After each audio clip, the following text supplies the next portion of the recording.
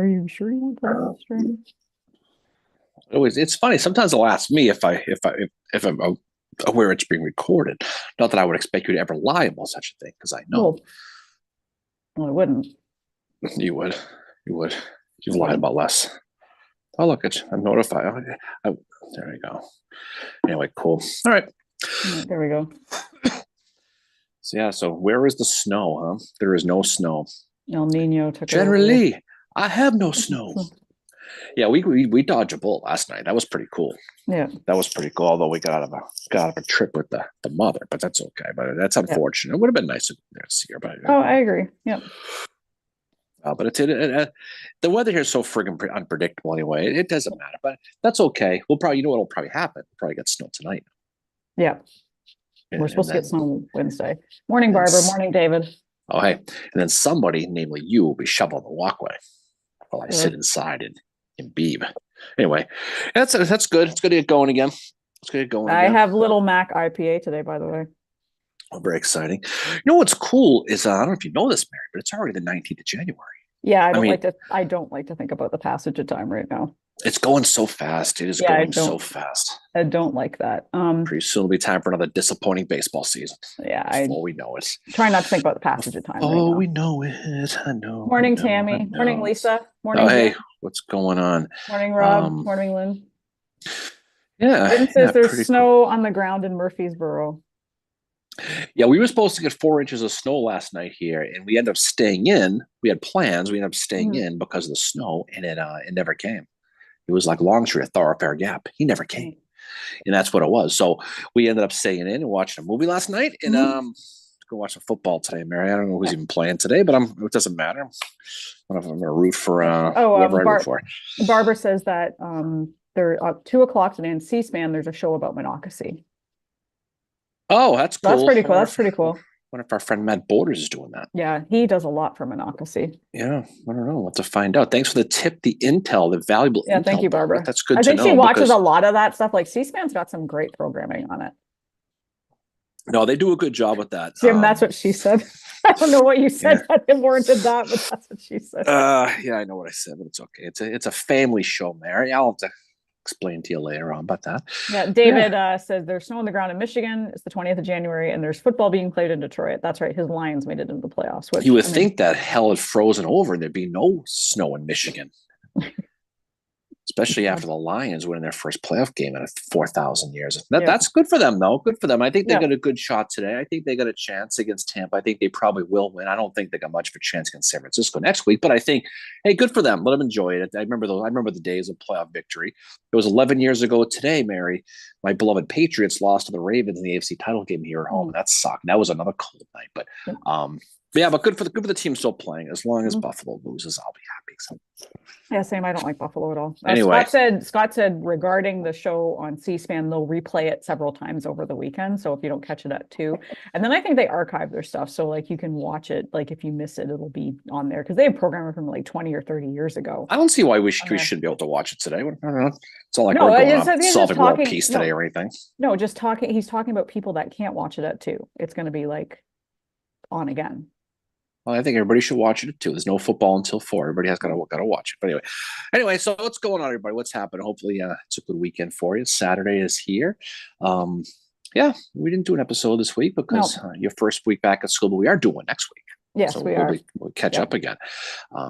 But we'll see what happens with that. So hopefully people can get out and about. It seems like we'll get the Civil War stuff here in a second, but it does seem like it's going to be a snowy winter across the country this year. Last year didn't seem as bad, but it seems like it's snowing everywhere this year. Gettysburg got snowed on again. Washington D.C. got snowed on. But in any case, that's okay. That's all good. That's what the winter's all about. So that's pretty cool. Tammy just asked me what my background one was. This is the Battle of Mill Spring, which the anniversary was yesterday. And that's where we did an episode about that, I think a year or 2 ago. I can't remember. I know it was it might have been one of our more recent episodes that we did, but we did an episode about that. I think so.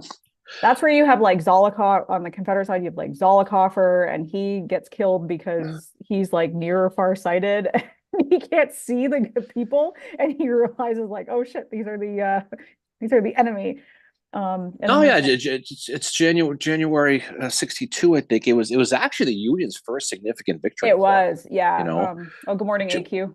where you got George the Rock of Mill Springs Thomas up against George Crittenden, if you remember correctly, Mary. This is where Zollicoffer was killed. It was rainy. He rode right into the Union line and couldn't see and thought they were Confederates and shot. But that was, that's interesting because, people, Mill Springs is one of those battles that, again, people don't really talk too much about. No. But it all leads into what's going to culminate eventually in Shiloh, right? A few months later. That's what's cool about these battles is, look, no one's heard of Felix Zollicoffer realistically, but the thing about him though, he's a big loss to the Confederacy. People talk a lot about Albert Sidney Johnston at Shiloh. Zollicoffer was a big loss for them. It really, really was. And it's really where George Thomas made his chops. Yes. Even though it never got him out of George. No, it didn't. Because he was supposed to get the centerfold at Harper's Ferry, remember? He was supposed to be on the front page of Harper's Ferry. And then Lincoln put the kibosh on that because he's from Virginia. Lincoln put the kibosh on him, I'm paraphrasing, but he said, not with a Virginian. He wasn't about to have a Virginian on the front cover. But so because of that, the media still played a role. Even though they weren't as widespread like they are today, the media still played a role in perceptions of people and all that. And I think, him being denied that, because of Lincoln, because of whatever bias Lincoln had against him, I mean, whatever, but, we're talking about the first significant victory. And that, you think about what that would have done to boost morale, but no, Lincoln is like, nope, he's Virginia. No, but right. But you're not talking about a Gettysburg like ass kicking. No, I know I think there was like 120 Confederates killed and like 50 Union guys. So we're not talking about a hammer and nail victory. This isn't Red Sox and Yankees in the playoffs here.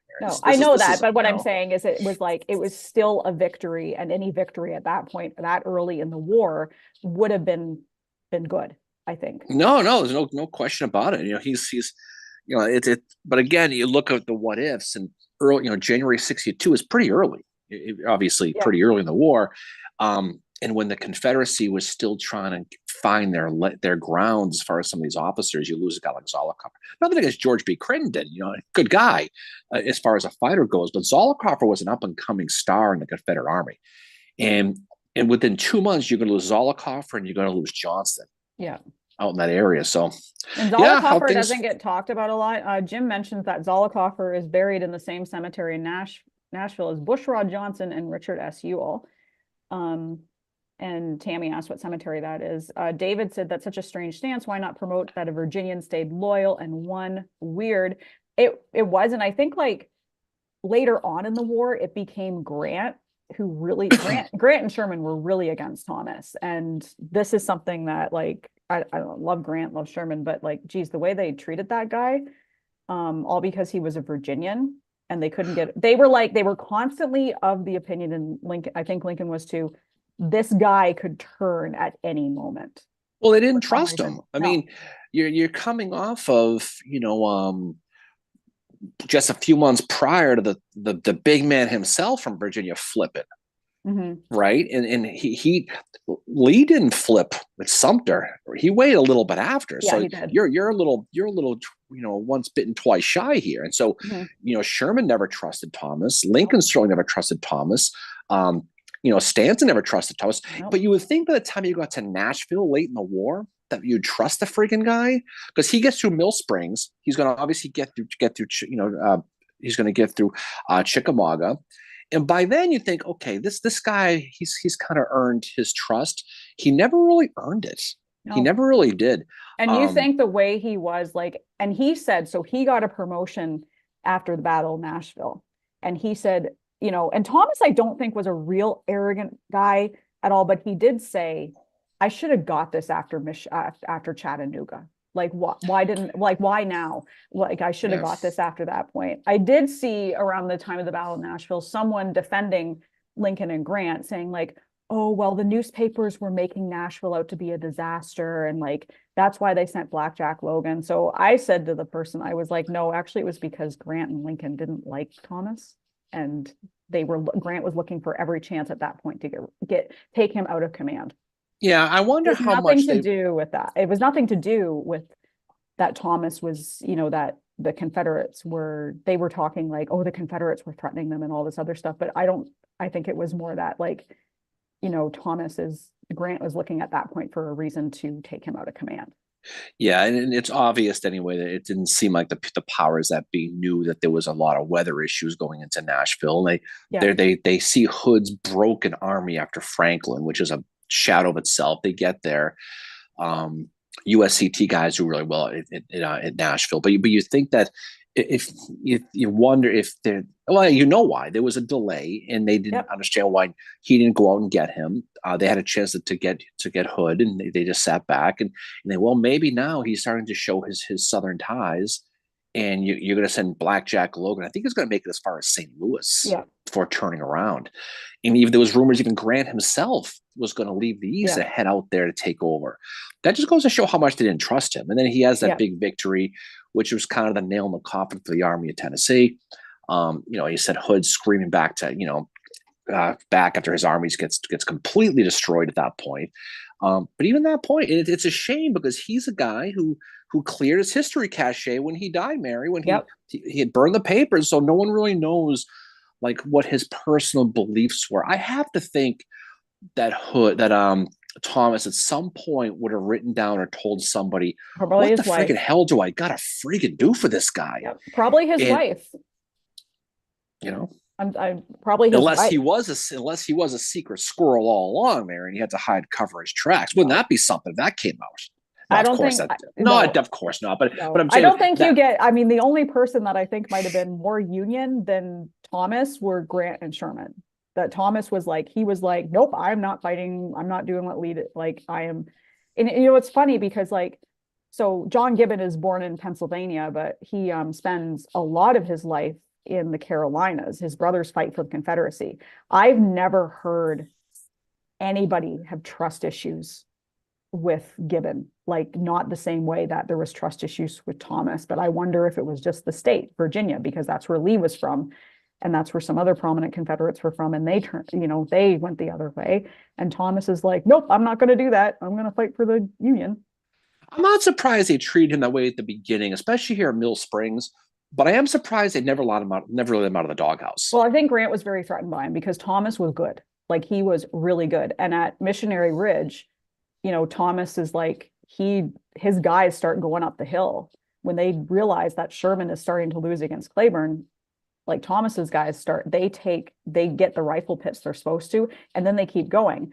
And Grant says to Thomas, why are they doing that? And Thomas is just he does the whole, I don't know, whatever. He was cautious, and Sherman. I forget. I don't know if you and I would talk about this recently, or it just showed up somewhere in social media, or I maybe dreamt the whole freaking thing. But was Sherman how when his Atlantic campaign, how he was bobbing and weaving, doing his Floyd Merriweather routine with Joseph E. Johnson, and he finally decides to hit him at Kennesaw Mountain and get pantsed. When Thomas is kind of telling him, just don't do it. This is a bad idea, bad idea genes right there. Yeah. And Thomas was right. And I think, and you always wonder what's stuck, because the loyalty for these guys was everything. Yep. I think by that point, Thomas had proven it. As it should be, by the way. Loyalty should always be important, more and most important thing, even today's day. But I think, I think it was clearly a trust issue. Yeah.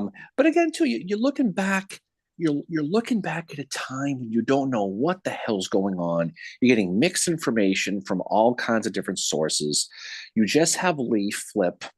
So of course, when you got a guy as prominent as George H. Thomas, you're always afraid that, what if this guy, if this guy flips on us at this moment, right? What ramifications is that going to have?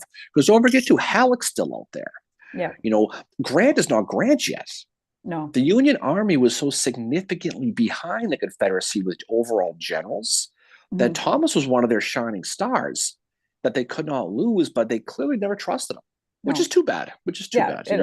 I mean, one of my favorite Thomas stories is the story from when he was in charge of the cemetery after Chattanooga. And they're digging the graves. And someone says to him, so should we bury these guys according to their states? And Thomas is like, I'm tired of states' rights. Mix them up. Yeah, and that's a great cemetery. If you go there, you can see the guys from the general buried there.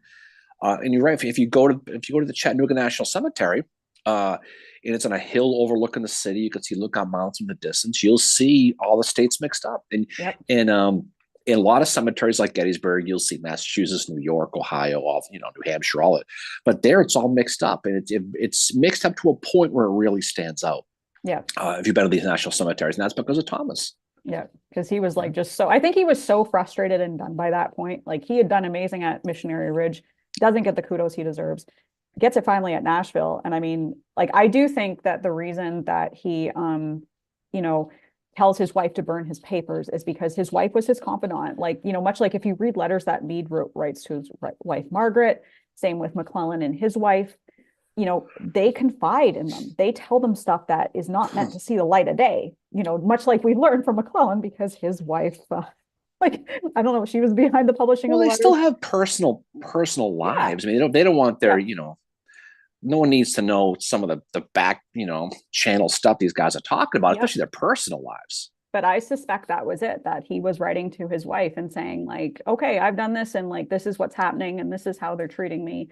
And I mean, like, here's our Howard reference, so everyone take a drink. Howard had like utmost respect for Thomas, never says anything bad about him, but Howard rarely, the only thing I found that bad that Howard says about anybody is he calls Hood stupid. At one point, like when he writes to his wife and basically says, yeah, he's stupid.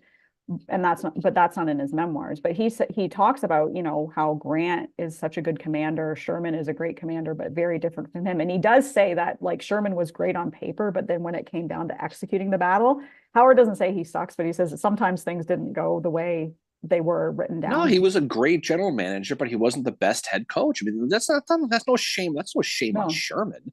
I mean, he was great at reading maps. He had a photographic memory. He had the whole deal with Sherman, right? Mm-hmm. But when it came time to attack, that was he didn't have the best record. No. You can look at you could look at the Vicksburg campaign. You could look at that Chickasaw Bayou. You could look at Kennesaw. You could look at some of the other ones. Even Pickett's Mill. I mean, even though it was Howard who got pantsed that day, it was still Sherman's army. But he was still questioning at that point. He wrote that letter, and he was like, "I think." When you say "I think," you're not 100% sure. And we talk about Bentonville at the end with Joseph E. Johnson. Did he take his foot off the gas at the end because he didn't want to destroy the Confederacy because the war was basically over? Maybe he just didn't want to get beat again. Maybe maybe we've talked about that a bunch of times. Maybe it was simple the fact that I don't have confidence in myself to go head on against a guy. The war is basically over anyway, so why bother? Yeah. So it might have been on them. So that's the thing, is you never know what these guys were thinking in real time. But you can look at the track record, you can kind of surmise somewhat of a hypothesis here. Mm-hmm. It's the what if thing that you're not allowed to say on the serious Facebook Civil War sites, Mary. Yes. But I mean, I think it's kind of, you kind of no choice but to look at some certain things like with mm-hmm. Sherman, right? Oh yeah, rat. I think rat. Fighting for my rats. Frank says, good morning. Happy belated birthday to Medal of Honor winner Alonzo Cushing. Yeah, Alonzo Cushing. That's quite a cemetery. Speaking of cemeteries over there at West Point, Mary. Yeah. Because they're all buried. It's like the whole gang's back together again. Kilpatrick, Thomas Ross was over there. They're all together. Obviously Buford, Cushing. Buford was my favorite one to see because he and my mother share a birthday. Yeah, and obviously cool. Yesterday was Lee's birthday, which is always a very exciting day on social media. Oh my God. I was like, I didn't chime in, but I read the comments. Some of them I was like, wow. like just I think what people need to realize with the Lee thing and with the Jackson thing is, people are going to have opinions either way. They're very, but you can't get mad at people's opinions if they don't agree with you. If you think Lee's great or you think Lee's a complete traitor, whatever you post, you're going to get flack from both sides. Just put up with it because that's what you're going to get. Yeah. But that's the thing is that when these dates come up, some of these guys be very polarizing, but I think with all of them, both North and South, you study the whole picture before the war, during the war, and after the war, and you can make your own opinions about it. But don't get mad at someone's opinion if they disagree with you. No. I mean, but at the same time, like people need to be respectful too. And that's the one thing is that kind of goes out the door on social media is this respect. I commented on a few things yesterday. Like someone posted a really good post on one site about Mill Springs, and all I commented was, "This is a really fascinating battle to study." And I did say, "I'm like, but like this is not a great moment for Lincoln after the battle because of what he does to Thomas." And I think it actually denied Thomas some of the press that some of the not just Thomas, but the press that the Union Army needed at that time. Even though it's just in the grand scheme of things, yes, it is a small victory, whatever, but it was needed at the time. Well, like we said before, it was the most first big Union victory. I know again, we're not talking about, we're not talking about a brutal, Chancellorsville level, Gettysburg level, one-sided victory. But at the Union, I mean, January of '62, that's as good as you're going to get. You're coming off of a string of losses, but that's that's what they were at that point, and you have to take advantage of what they were. But again, I think given his druthers, it would have been a situation where you would have had someone besides Thomas winning that for the Union. I mean, just looking at the politics of it all. But again, I don't blame Lincoln and Halleck, not really Halleck at that point, but Stanton and those guys for distrusting Thomas at that point, that early. What I just don't understand is how they never came around on him. They never really did, though. I think Grant was in Lincoln's ear a lot by the end of it with it, because you remember that meeting they had the day Lincoln was assassinated on April 14th. They have that cabinet meeting where Grant joins them, and Lincoln is like, "Oh, I had that dream again, and I had it before the victory at Stones River." And then Grant is like sitting off to the side. He's like, "Stones River was not a victory." And again, that goes back to his hate, like Rosecrans. He's not willing to give Rosecrans the W on that, even though he deserves it.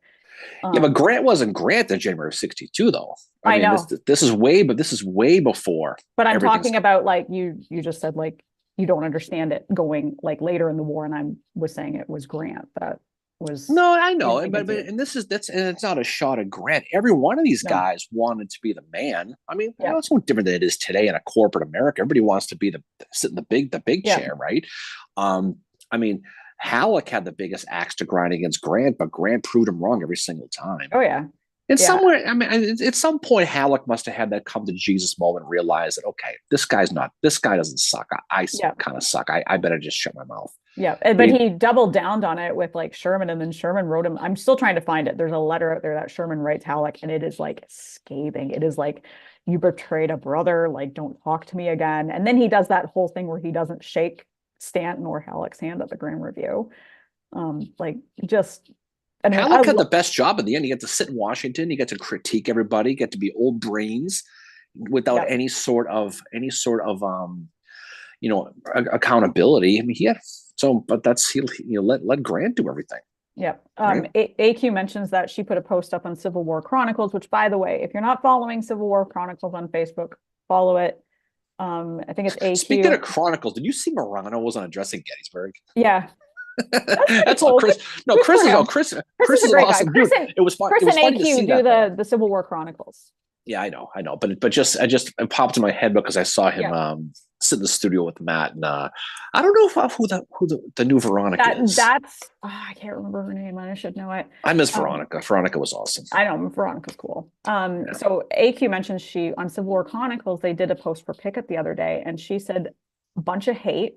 Comments were so effing nasty, we had to block and delete a shit ton of them. That's terrible. It's like, okay, just we get it. Like, you have your opinion, but sometimes just like kind of lay off. You know what I mean? You know what the thing is, we mentioned a little while ago, is people don't study the whole thing, right? And Pickett's polarizing. He is. I mean, he never really, he sort of came around afterwards, but but not really. But again, it shows it tells you who people are reading, right? As far as that, it shows what their overall, how much they actually read. But that's the society we're in. It's very polarizing. It's get win versus losses, the whole deal. But that's drama.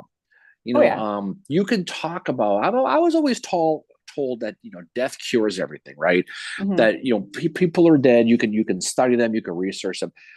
But the problem is there's a fine line between studying somebody and kind of being their spokesman. And I think people forget that fact, that if you that just because I talk about John Brown Gordon doesn't mean I'm a big fan of his. Exactly. But I think he's important enough to study. I mean, the guy is the guy is not, I mean, he's not the guy you're going to invite over to meet your parents anytime soon to talk politics. But I think, but people like that are important study because it helps you give that full understanding of the era at the time, right? And and I think about Longstreet, where you can see him, and if you study just the Longstreet from when he was with his uncle Augustus up until the war, right up until he was advocating shooting deserters with Lee, you're going to get a certain an opinion of James Longstreet.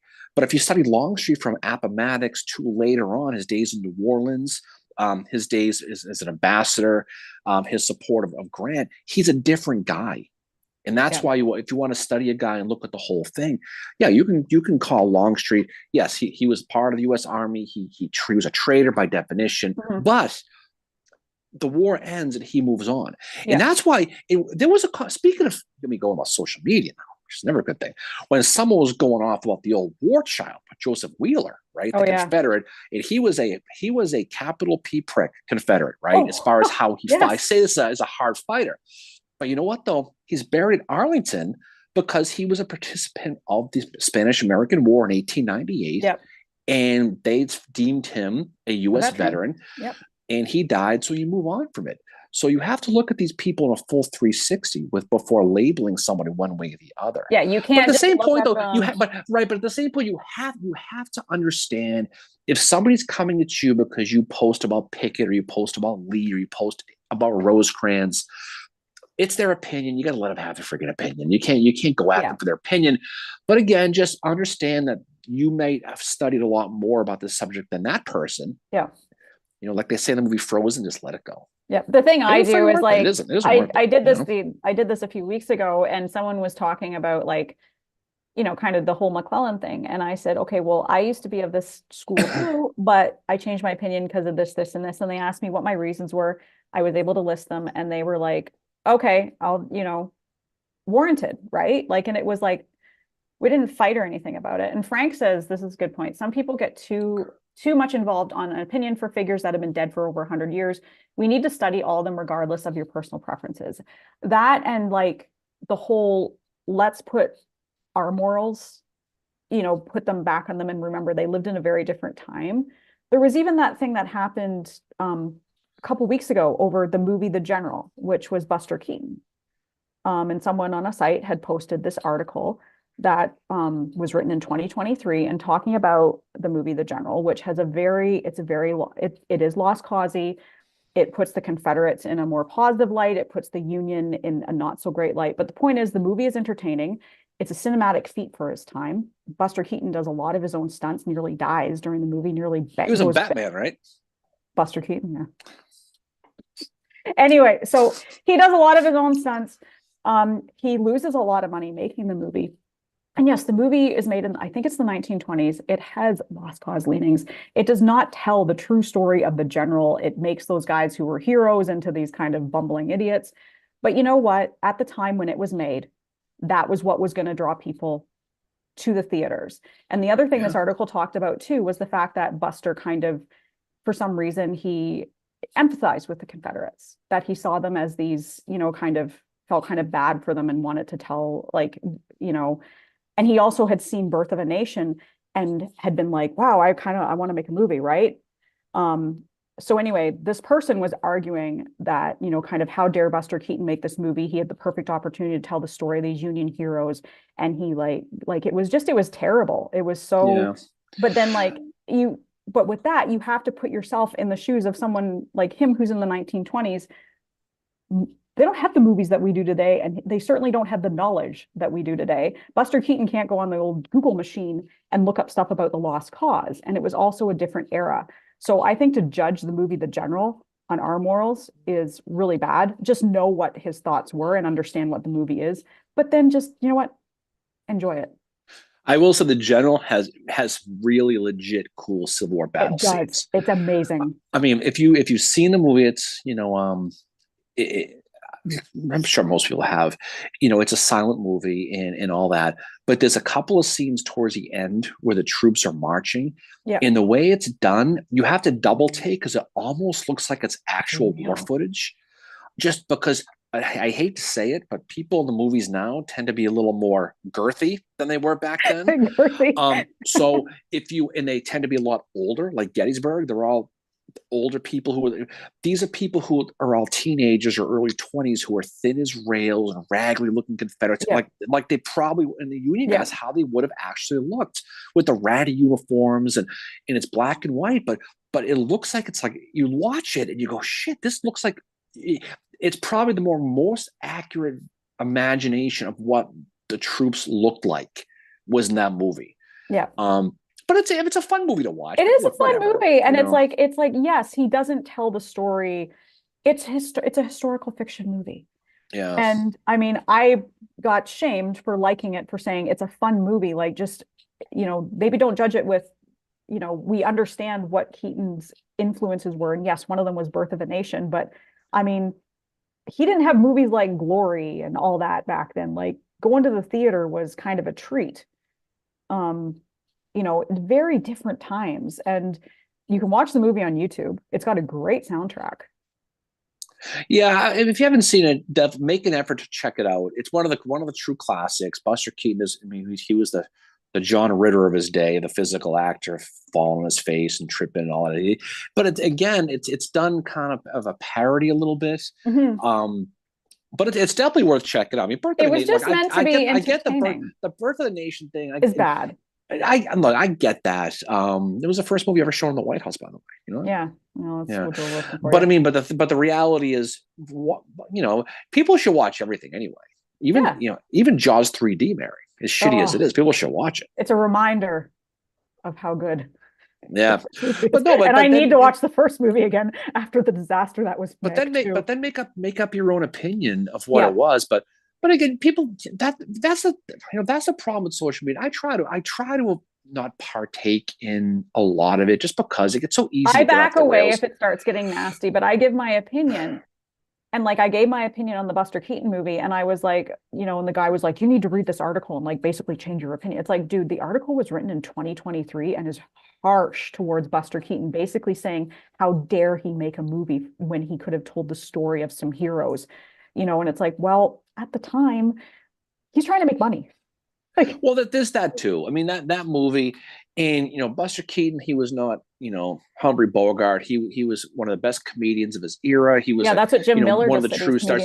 And when you watch the movie, he's falling off the train, he's tripping on his face, he's grabbing his head. I mean, he's a physical comedic actor. But watch it for the battle scenes. If anything, because they're good. They're really cool. They really are. The other thing too, I love about Buster Keaton is back then, obviously silent movie, you had to convey your emotions because you couldn't hear their voice and the inflection and how they were talking. You had to convey a lot of it in your facial expressions. And he's so good at that. Like, he's got sometimes he just looks like, well, I'm effed, and just some of the stunts when you realize he had to do them on his own. Yeah. There's one where, it was the one where he has to jump off he's in front of the train. He nearly died doing that. And it's just a cool movie. Like, David Maxwell says, like, he enjoys the movie. Yes. And if you enjoy it, that's fine. But just, and like anything, it's not true history, but I'm pretty sure the movie with Darth Vader and Luke Skywalker is not true history either, but I enjoy that. Yeah. Brian's got a question. Speaking of movies about the Civil War, everyone knows Gettysburg. What battle or subject related to the Civil War would you guys like to see made in the future? So MJ said Monocacy. Kevin said Franklin. I'll tell you what my idea would be is going to be the episode we're doing this week, and that's going to be on the H.L. Hunley submarine. Oh yeah, the Hunley would be good. I thought that would be a good one. What's that? They did a movie about the Hunley. I mean a more modern one. Yeah. Yeah, we're doing an episode this week on the Hunley. If you know the story of the Hunley, it's a fantastic story. Yeah. Finally going to do a Navy episode, Mary. But but we're going to talk about this. And third time's a charm, sort of, with the Hunley, but not really. But that's a great story. Mm-hmm. We were, but I something like that would be cool. That would be kind of neat. I think, I don't know. See, I think that there's been so much done. I'd like to see another look at Gettysburg. Yep. I'd like to see a movie about Antietam, focused on Antietam. But the problem is, let's be honest, there's not going to be any Civil War movies made anytime soon. No, which is sad. But I mean, it's fun to talk about. Like, people are saying, like, like Kevin Sid Franklin, AQ Sid Franklin, Jim said Dan Sickles. You know who would play Dan Franklin Sickles in my movie? Would be Paul Giamatti. He'd be so good. He, in all seriousness, he would crush Dan Sickles. He even looks like him a little bit. That's if you're gonna make a movie about, you could make a movie about Sickles, the life of Dan Sickles. You could talk about everything with the Bang Barn, with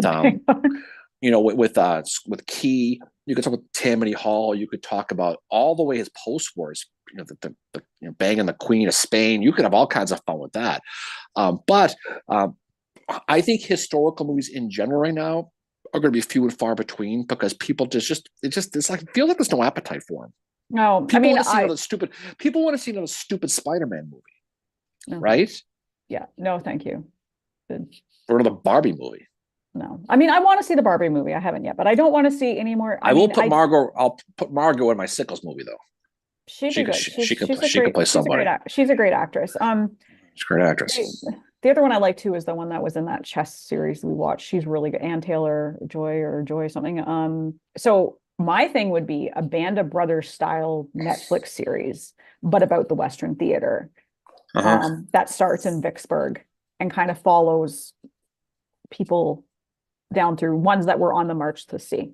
That would be fascinating, I think. Miranda said the Sultana.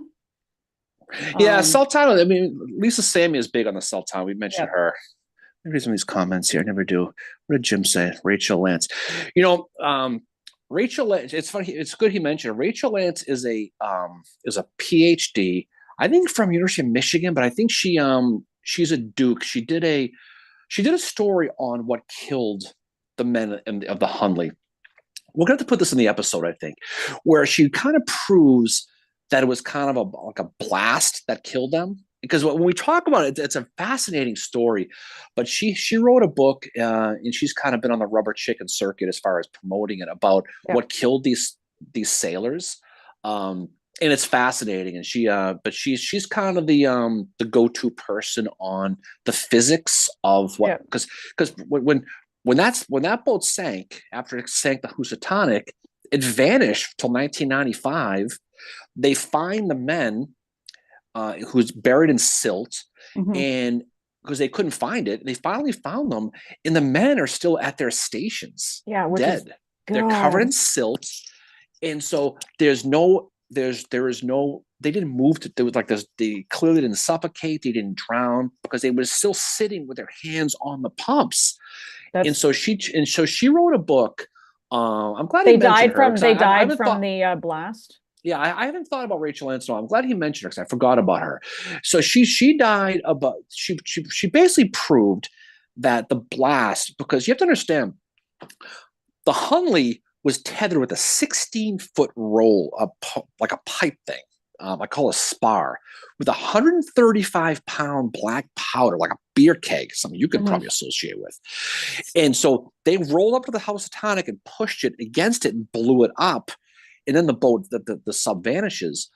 But she talks about how the explosion, the percussion killed the men. And she's probably right by looking at it. But we'll talk. I'm glad he mentioned her, because I can put that in the episode now. We could talk about Rachel. But I would suggest reading the book if you like the Hunley, because it's a fascinating study. But that's what they say. No one really knows, but I think she's right. I would too. Like if that's how they were found, then that makes a lot of sense that they would have been killed by the percussion. That happened a couple times in the Civil War. I remember I think it was in the Claiborne biography or something about Shiloh, that one of the things that upset Pat Claiborne after Shiloh was the fact that the Union shells, they kept firing them all night over top of them. And there was these guys, they were found the next day and they'd been playing like cards, and they were literally like, they were sitting there holding their cards mid-game, and they were dead. There are some people who think the sniper, the sharpshooter who was killed at Gettysburg, that nest, he was dead. He actually died about 100 feet behind where they set his body. But there are some people who think he was killed by percussion. And there's that great story you talk about down below with the 73rd Ohio, 55th Ohio, Steinwehr's guys are, at the Battle of Gettysburg. Yeah, was they talk about these gunners these artillerymen a week after the battle, all their teeth falling out because of the percussion. They tell you to open your mouth when you pull the lanyard, but the percussion was so strong that the story is all their teeth fell out. They survived, but I mean but that's the type of science that I don't think they really understood at the time. No. But there were definitely people who were killed by basically blast percussion.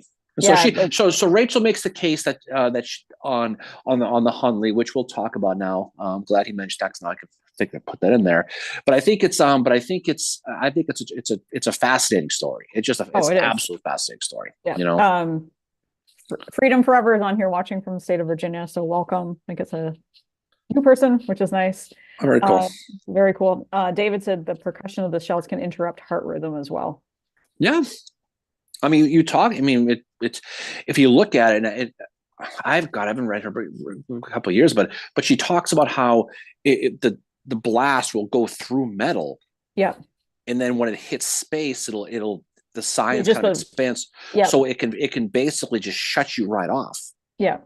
And that would explain why the people are still have their, some of these guys, they're skeletons and all that. Yeah. But they have their, the Hunley was a manual. Yeah. You had to kind of pump it. Yeah. But they had their hands still on it. And there was no evidence of them trying to escape. Like the Hunley, they tested it twice and they failed both times. And H.L. Hunley himself died in the second attempt. And when they found those bodies, they were clearly away from their stations. They were trying to get out. They had 2 conning towers where the air came in. They were trying to pop them, but they drowned. These guys are all frozen in time, which is spooky. And you can still visit the Hunley, by the way. I visited a couple of years ago in Charleston. I want to go Holy see City Brewery, by the way, Mary. Not for nothing.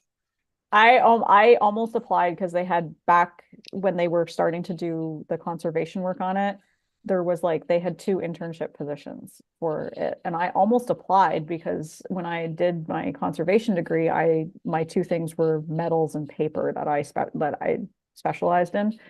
And I was going to apply, but you needed to have underwater metal conservation, and I didn't have that. So I was like, whatever. Lynn said that ABC aired a movie about the Hunley about 20 years ago. And she says she vaguely remembers them having to make a choice between suffocating or drowning in the movie.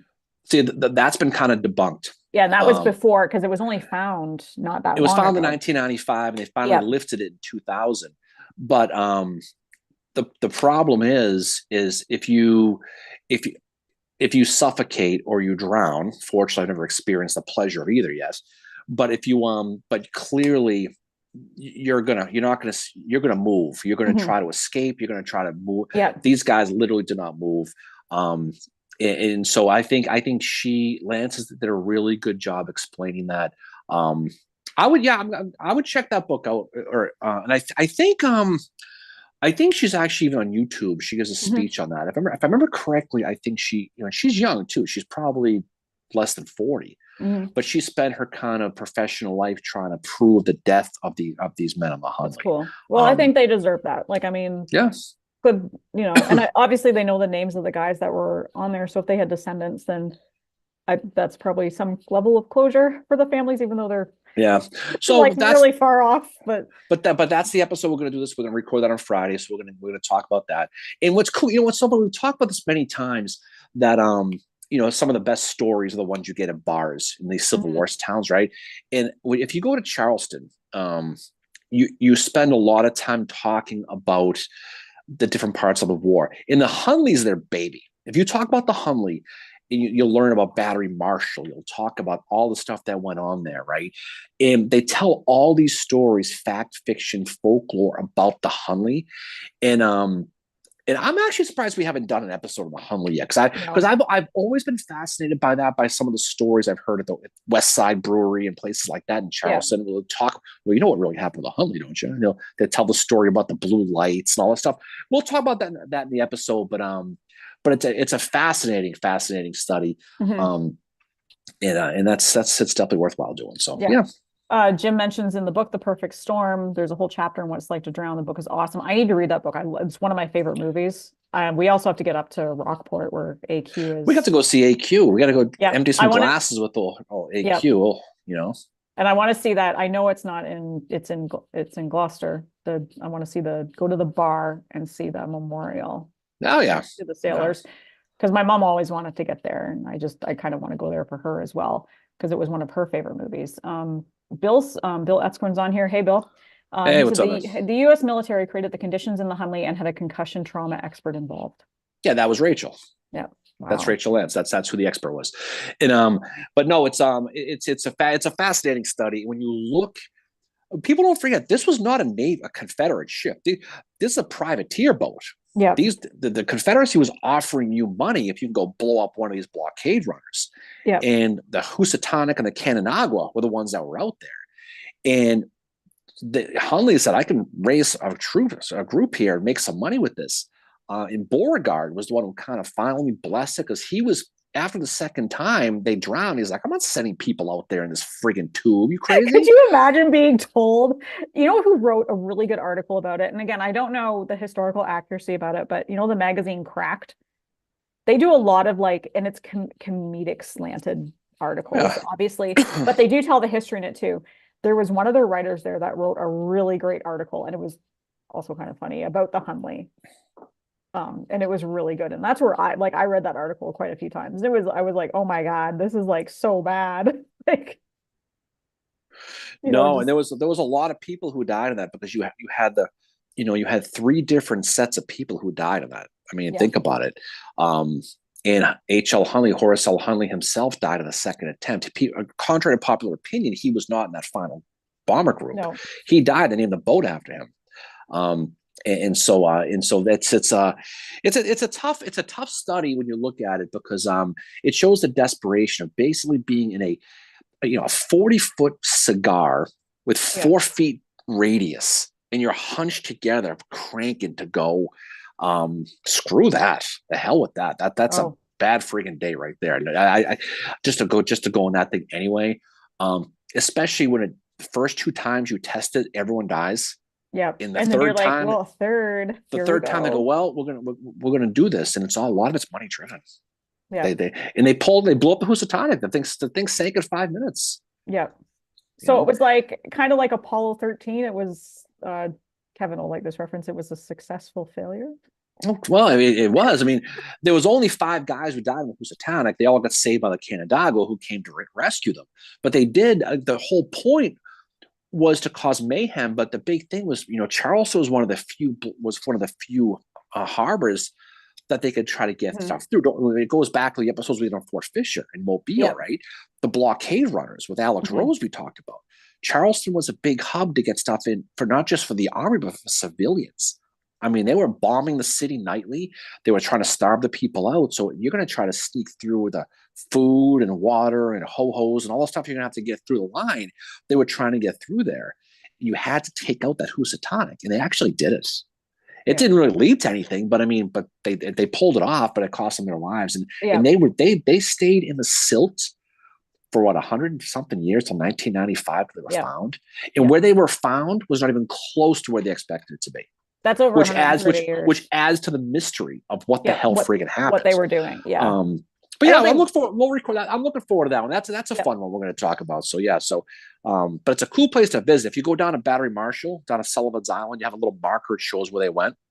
And then you can go to the museum. You can, a couple times a year, you can go see the Hunley, which is pretty cool. And then you can go see the cemetery where they're all buried. That's really cool. So AQ says, yes, we need to come to Gloucester and go to the Crow's Nest, which is the bar, which was run, I think it was owned by, I think it was Mark Wahlberg's character's mother. She owned that bar, and she passed away from cancer a few years ago. I think, I don't know, AQ, if I'm wrong on that. Bjorn's on here from Abraham Lincoln Bookshop. He loves the Navy talk. Looking forward to future podcasts. Thank you, Bjorn. And just like really thinking of you guys. So Abraham Lincoln Bookshop had a flood. Bjorn did a really great Facebook Live about it yesterday. We were watching it.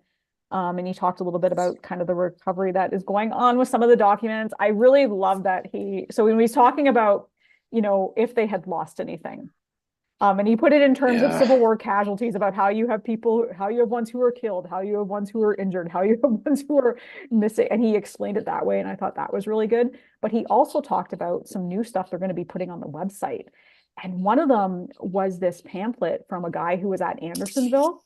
And I'm hopefully I don't get the facts wrong in this. Bjorn can step in and correct me if I'm wrong in this, but I think it was written in the 1880s or 1890s, around the time when talk about Civil War prisons on both sides, North and South, was starting to come out saying like, oh, it wasn't that bad. Andersonville wasn't that bad. And this was a guy, a Union guy, who was in Andersonville, and he wrote a pamphlet because he saw kind of the, I don't know if I want to call it propaganda that was going on about the conditions not being as bad as what they said, but this guy was in Andersonville and he came out and said like, no, actually it was really shitty. And he wrote a whole thing Yeah, about it. I don't see how, if anybody's visited Andersonville, I don't see how you can go there and come away with any other opinion Oh yeah. of the pure misery that was. The one that's overrated is Elmira. Yeah. Right. We talked about that. People try to draw a correlation of Elmira was the Union's version of Andersonville. People call it Hellmira. You know, Doug Oakes, he's a friend of ours. He's a He cool runs guy. the Him and his wife are awesome. And they're basically trying to put a grassroots together to build a museum up there. They I don't know if they own the property, but they curate it. They do something with it. They're building the barracks, like right. They were trying to redo it recently of it. It looks but awesome. there is no correlation whatsoever between Elmira and Andersonville. It's just no. You can stretch your mind if you want. And Elmira, don't get me wrong, was no friggin' Club Med either. Okay, but compared to Anderson, there was nothing worse than Andersonville. There wasn't. Anderson, and that's what this guy was. And I wanted once Bjorn gets this pamphlet on the website, I want to go have a closer look at it because it sounds so cool. It was this guy that was just like, you know what? I'm seeing the shit that's coming out about Andersonville, saying it wasn't that bad. Guess what? Here's what it was like. Yeah, and the problem is when you say things like Elmira aren't as bad as Andersonville, people get all butthurt about that. They start to think that it's somehow it's minimizing the shitty experience. It was a shitty experience. It was, but it just wasn't. I mean, you had your own tents. You got to be inside barracks. The people who died. There was an epidemic that rolled through there, killed a lot of them. I think it was smallpox. Yeah, it was smallpox. Correctly. Yeah, remember they were digging something up, and they dug up some graves, and they were like, "You need to fill these in again because of the smallpox." Yeah, and they made sure that they had their names with them. So they tried. Look, it was a shitty experience. It was hell. Look, being in New York is hell. Don't get me wrong. It just is, right? But there's no correlation. It's just if you're trying to draw a line between Elmira equal to Andersonville, it's just historically not true. Doesn't mean that's any good. It just means it's not as bad. Right. Yep, exactly. And when we talked to Doug and his wife, and they gave us a really awesome tour, we did a Facebook Live with them. They're really awesome people. She's written a whole book about it too, and she was she was so humble about it because Doug's like, come on, tell him about your book. And she was like, whatever.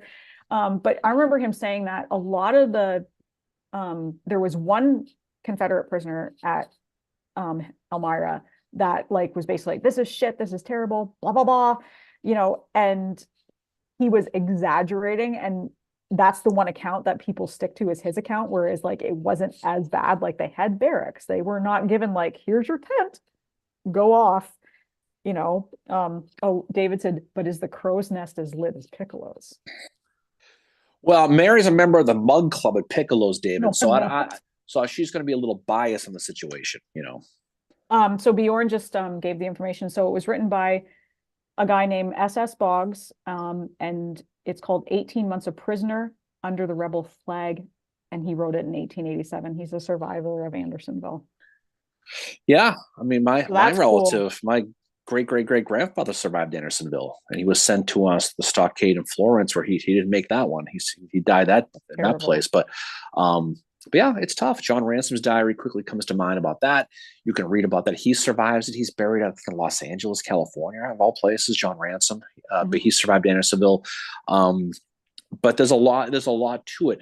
A study of the prisons, and again, look, Camp Douglas in Chicago was held. Yeah, Miranda just mentioned. So there's a lot of really, really friggin' bad ones. I mean, over here, the one on the island over here. Fort Warren was more of an officer one, but none of these places are places you want to be. It just isn't. But there's a distinction between Andersonville, and I think it was because it was built for a certain amount of population. It is swelled to 30,000. They didn't know what the hell to do with them. Yeah, they have no food. The blockade is cutting down their food, so they were just left to basically fend for themselves. And it was a shitty situation. I mean, Wurs, and people, he's another polarizing guy. Yeah. his birthday Mary, right? Oh, yeah. Where he's a guy who, I always felt that Wurs was in a tough spot because they just threw him into it. But then Same. when I went there, I realized, I was like, no. you know what? No. I mean, he there's nothing he could have done. But speaking of Sherman, the one thing you want to check off something on the anti-Sherman list, the positive pros and cons, is he sends George Stoneman's cavalry to go check out Andersonville. Reports back there are 30,000 emaciated Union soldiers here, and Sherman goes, I don't have the space to feed them. I can't take them. Just keep going. So he leaves them there. I can't imagine. That's something that it's tough to get your hands around with the whole no soldier left behind concept of the military. Same happened with Ebenezer Creek, if you think about it. Oh God, Ebenezer Creek is just, and the more I read about that, the more I'm like, what the hell? And there's an article out there which is not accurate that talks about the fact, like it says, like, it's talking about what Jefferson C. Davis did. I mean, the guy should have been in jail anyway, for the thing with Bull Nelson. But it's him that he does Ebenezer Creek, and it's like, let's shove this under the rug. And it was talking about how he was under Howard. Howard was not the guy with it, but Howard does write about it in his memoirs and says he remembers the African Americans coming, basically just how chaotic it was, that he did see part of it, even though he was in the opposite wing. Jefferson C. Davis was under Slocum. Not to blame Slocum, because I don't think Slocum knew what was going on, but like Jefferson C. Davis, that's another thing that Sherman doesn't really talk a lot about. But going back to there's no comparison to Andersonville North. There's not even close. I mean, people in the South try to paint pictures of it, but if you study the real histories of them all, it's night and day. It just isn't for the reality of it all. Elmira gets a shitty rap. It just does. But again, these are places you don't want to be. There's no question. I wouldn't spend a day in any of these Union prisons either. But Andersonville is a special level of hell. It just is. And you can feel it when you go there. And Tammy is on here, and she said she's been to Andersonville. It left a lasting memory. I completely agree with that. Like when I first got out of the car, we parked, and the first thing I see is a pole that says deadline. And I remember that from the movie, which Frank mentions. He said the Anderson movie is heartbreaking for the prisoners when they found out Sherman was not coming. And the other thing that they show in that movie is what your relative went through, right? Your ancestor? Yeah. So my great-great-great-grandfather's name was Elijah French. He was captured at the Battle of Plymouth in 1864, heavy artillery, got his ass captured, gets sent to Andersonville, and they released him with we're sending you home. But instead of being home, the train went to South Carolina. They dumped him at the stockade of Florence, where they starved him to death.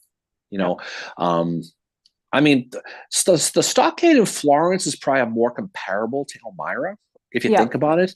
But still, again, a place you don't want to be. But that's a shitty part about it. Belle Isle's another one, another club bed place that you can get caught. But I mean, but the problem is though, is what are you going to do with them? You don't have enough food or clothing to clothe your own army, and now because they canceled a prisoner exchange. Yeah, and that's Grant. There's a lot of Fort Pillow. There's a lot of stuff that goes in and why that happened. But it's a tough situation because when you have the Anaconda Plan and you're starving out the South, you're going to starve out anybody in the South, including any Union captors who are there. And that's why the Sherman thing's really unforgivable if you really think about it. It's one of those things that makes me uneasy about Sherman. That Pickett's Mill, Ebenezer Creek, and Kennesaw, and because I've been to Kennesaw, Pickett's Mill, and Andersonville now, make me uneasy. I need to go to Ebenezer Creek, and I'm sure I'll become even more uneasy about it. Bjorn mentions Lonnie R. Spears' Portals of Hell is this fine study of all military prisons in the Civil War. So there's another book. Bjorn's always good with the book enabling. Bjorn and Jim are book enablers. Yeah, but you look at speaking of Elmira, they were getting 3 meals a day, but as soon as the reports of the Andersonville stories came out, they cut their rations to 1 a day. Yeah, and that's kind of shitty when you think about the fact that they let these guys, these captives, kind of starve. But they still got food, but they cut their rations. They did the same thing at Johnson's Island for something they had no control over. Yeah, it wasn't like the South. had a bunch of food. They just holding them out. They had nothing. So Yeah. it's a really ugly situation. When the prisoner exchange thing really got shut down, it really caused a lot of misery, Mhm. and that's one of the unfortunate things that doesn't get talked about when you No, talk about these prisons, right? yeah, it doesn't. The one that I've seen like that seemed to be, I don't want to say okay because it's still a prison, but the one we talked about with Granbury, and that's Fort Warren, where Granbury's, he's writing to one of his officers saying like, oh yeah, we go outside 6 days a week. We have to stay in on Sundays. But when we go outside, like we get newspapers to read, we play football, we play baseball. Like he's talking about how they're so active. And anybody who goes to Fort Warren, that courtyard, that's where like people like Hiram Granbury is playing football and baseball there. But it's an officer's prison. And the guy that was running it, his name escapes me. Um, he was so not, I don't want to say lenient with them, but he was very empathetic to what they were Well, going it through. was an officer prison. It was a white Yep. collar prison. I mean, there is stories of these men ate better than people in Boston at the Yep. restaurants. They got food sent in. North End Italian. Probably, Dolce Vita was probably sending in red wine and pasta with red sauce. So but seriously, but so it's a different level of thing where it's, if you're an officer, you were treated better, because a lot of those guys, when you're talking about the men in Granbury's Texans, right? His men got sent to Johnson's Island. Yeah. He got sent to Fort Warren, and it's night and day.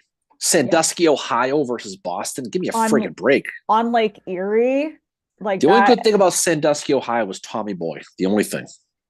And Cedar Point. Yeah, I guess Cedar Point's cool.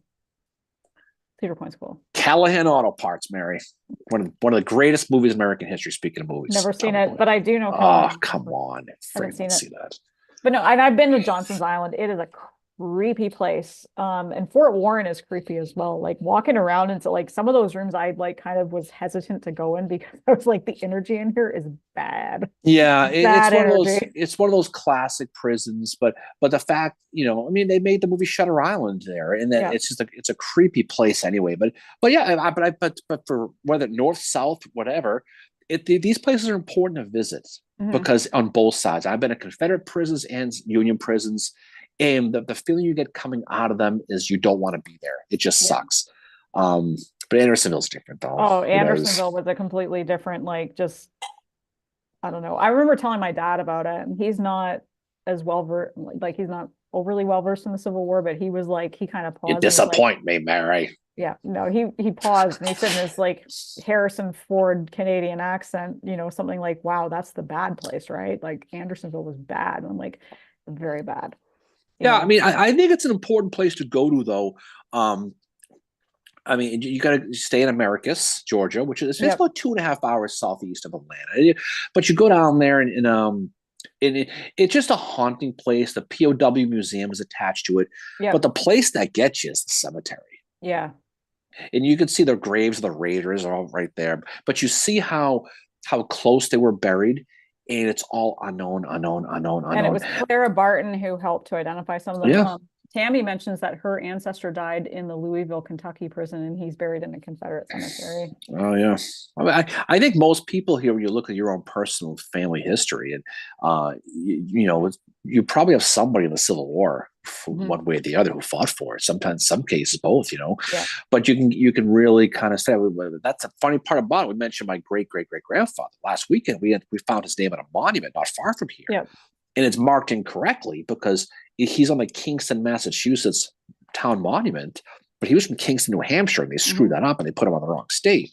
But everyone's got some kind of personal history, and I realize that's what affects a lot of people and how they think and how they feel. Yeah. But that's just the reality.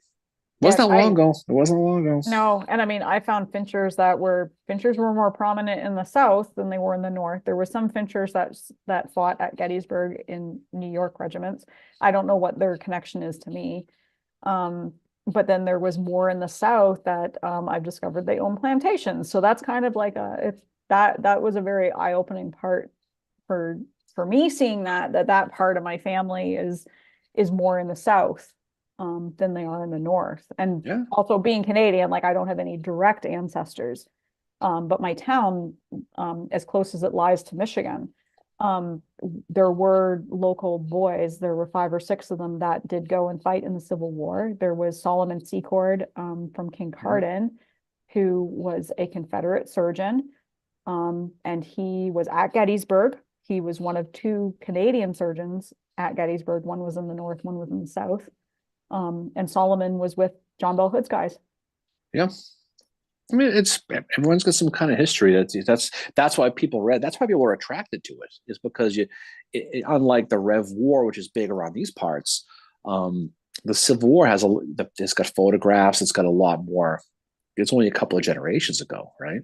Yeah, and Jim Miller mentions he is a Kentucky ancestor who fought for both the Confederate and Union armies. I think I remember Jim telling us this story on one of our roundtables one time, and he said another relative who went to Belle Isle and survived. Yeah, I mean, Belle Isle is a fascinating place in Richmond because we were there. Lisa Samia, I don't know if she's on here or not, but I haven't talked to Lisa. I haven't seen Lisa today, but she did a presentation over at the Civil War Museum, with the former Confederate Museum of the Confederacy over there. And you walk across this big long bridge across the river, and you go to the site of it. Yeah, it's a tough place. It is. And you can see the hill of where Hollywood Cemetery is right in the distance, looking down on it, and the city's right there.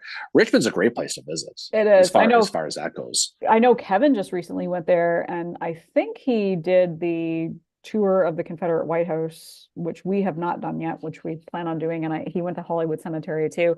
Hollywood Cemetery is apparently where Garnett is. Well, I mean, that's the story of Garnett. I mean, I'm sure he is. I mean, he obviously was famously killed at Pickett's Charge, and the bodies were recovered. I mean, wasn't he like vaporized off his horse? Well, no one really knows. I mean, you're firing double canister at 50 feet at these guys. He got up to the angle, up to the west wall. If you look at the Elliott map, there are 500 dead Rebs buried right along the road. And he's probably one of them. And when they came to bring the bodies to Richmond, they couldn't identify him. But he's got a marker there.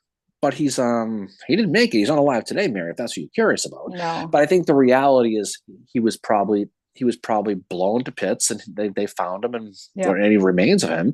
Or maybe he's still there. Maybe he's still at Gettysburg. And maybe part of him is still at Gettysburg and part of him is in Richmond. Who knows? Well, I mean, the sad part about it is, there are a lot of people, not just that battle, other battles, who just literally disappeared. Yeah. I mean, you want to talk about a canister ball, okay? Yeah. In 250 feet, okay, that'll go through 5 guys, okay? What? A canister ball will cut you in half at 500 feet. So when you're firing double canisters, you're talking 56 to 60 balls fired from that Napoleon at 50 feet away. I mean, it's scary. It's just sad to think about, but that's the reality. Oh my God, that's like, ugh. AQ mentions she had ancestors that fought in the Rev War and a few that fought in the Civil War. And Lisa mentions Michael Doherty's Prisoner of War diary from Andersonville was the inspiration for her nameless and faceless Civil War poetry. Yeah, I think Lisa's on here. Very cool. Hello, Lisa. Lisa, I'll be honest with you. If I were you, I would get your hind parts down at Andersonville. Because I can only imagine the book you'd write after visiting that place. That place is just so powerful. It just is. It just is. Yeah. Cisco mentions, I can't understand how soldiers would charge against canister. I doubt I would. Because you know what? You were afraid not to because you don't want to be a coward. I mean, that's the thing, is you're told to do it. You do it because how are you going to go back to your town, your small little village in Maine or Virginia, and face the time when all your relatives and town people were killed and you survived because you didn't go, right? Yeah. I mean, that's just, you know what, the second South Carolina, they have that horrible missed order at the Battle of Gettysburg at the Peach Orchard, which is going to basically unravel the Union position at the Wheat Field. They had to face their flank in Bigelow's guns without even thinking twice because they had no choice but to, because you couldn't not to. You had to. Yeah. It's a different world. It's just hard to imagine, MJ mentions she thinks Garnett's not in Hollywood, but in front of the angle at Gettysburg. And that could very well be the case. The sad thing is we'll never know, but that could very well be the case. that he's still there. he There's probably so many is. There's so Well, many at least I hate to say it, but bodies. if he got hit the way it sounds like he did, there's probably fragments of him there, right? Yep. I mean, that's the whole part about it. When you go to a place like Gettysburg, I mean, not just Gettysburg, Antietam, all Franklin, you're walking. It's hallowed ground for a reason. I mean, allegedly there are still 1,000 bodies at Gettysburg, still somewhere in that battlefield, and we know through one of our friends of one that's some that have been covertly found. Yes. And so, but again, when you go to a place like Gettysburg, that's why it's always important to be respectful there, because you're literally walking on hallowed grounds, and people, not enough people realize that. And this is not specific to that battlefield, all the battlefields, but especially that one, right? Yeah. But I have a special affinity to Gettysburg, certainly. Oh, I do too. That's the reality. You can feel it though at Chickamauga as well. Like when I was down walking where Longstreet was throwing up his, where Longstreet and Claiborne were throwing up their men at Thomas, like you could kind of tell, like, holy shit, there's dead here. And there's places at Chickamauga where the ground does dip. And you're like, oh, how many are still at Chickamauga? Because, well, I mean, we were, me and Kevin and Gentili walked Iverson Pits a few weeks ago. And you can walk right through there and see all that stuff. You can walk through some of the other portions, some of the old burial mounds. There are places you can go behind the 2nd Maryland on Culp's Hill. There's places like that you can visit. Is that where the ground dips and where you sometimes see there's a whole yeah, right. But who knows, that whole thing. But there are places you can go. I would suggest, I have the Elliott map hanging on the wall here. I see in the corner, but I was just looking at that because it shows for the most part best their ability where Elliott marked the bodies. You and I went to Rose Farm a couple of weeks ago, and you can see the dips where those Georges were buried. It's powerful. It just is. That was the road. That whole area was creepy. And we've talked on here about like the thing that happened there with what we thought was a statue, but probably was not a statue. Just nope. Like that whole area is creepy. But yeah, you can see the dips in the ground where they once were or where they still are, as is the case in the Culp's Hill area. Tammy mentions back to Andersonville, the story behind Clara Barton's work at Andersonville is fascinating. That she went down there and she helped identify all those bodies, and good for her. Like she's amazing for that. What she did there. Yeah, you talk about some of these nurses, and if you want to, obviously all these veterans are long gone now, but if you went to a reunion, 2nd Minnesota, 19th Maine, just pick one. Any of these regiments who went through hell, right? And a lot of them did, both North and South. If a nurse was there who fought at the battle, an old woman, and she said, "I was a nurse," they just would just stand up and cheer.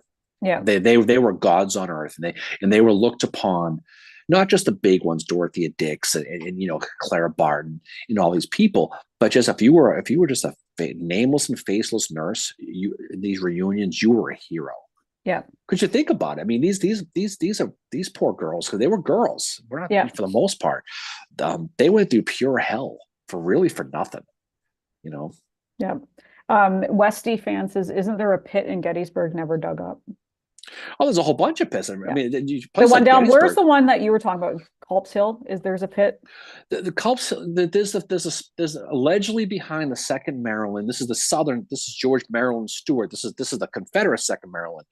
There's allegedly a burial ground. You go back there, and there's still, there are rumors that there's nothing there. The rumors that there are there. But if you go back there, you'll see little Confederate flags. There are places throughout the battlefield you'll see them. I mean, there was a body that was found at the railroad cut around 1997, 98, somewhere around there. Ironically, the uniform, and a lot of the uniform was still in place. I don't know how. We learned that from our friend Spencer. But it had both North and South accoutrement. So they buried it in the National Cemetery without knowing if it was North or South.